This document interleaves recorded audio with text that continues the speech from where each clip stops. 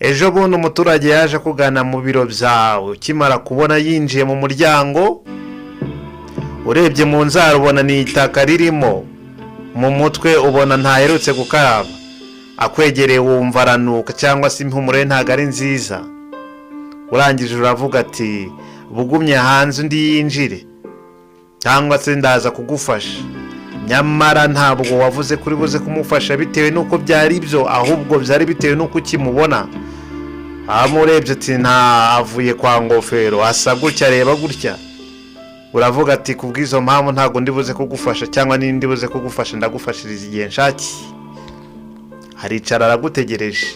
Ubu turi kuvugana ushobora kuba uri kureba iyi video, ibyo biri kuba cyangwa byarabaye cyangwa byenda kuba. Muyobozi, ibyo bintu wabiretse kubera iki?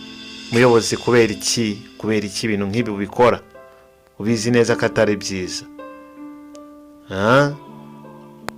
Iri ni Ivuko Ryacu TV. Nizere ko ukireba iyi video nawe umenye ko wageze ku ivuko ryawe, Ivuko Ryacu hirya no hino.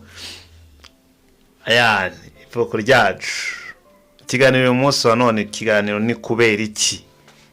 Kubera iki uyu munsi wa none tugiye kwibanda ku abayobozi batandukanye, uhereye ku rwego rw'umudugudu kuzagenda ukagera ku rwego rwo hejuru, ikitwa ufite izina umuyobozi, muri abayobora ibigo byigenga ndetse n'ibigo bya leta n'abiyobora ubwabo. Ubwo ndavuga abayobora, abantu biyobora birumvikana ko nyine bariyobora, n'abayobozi ku giti cyabo.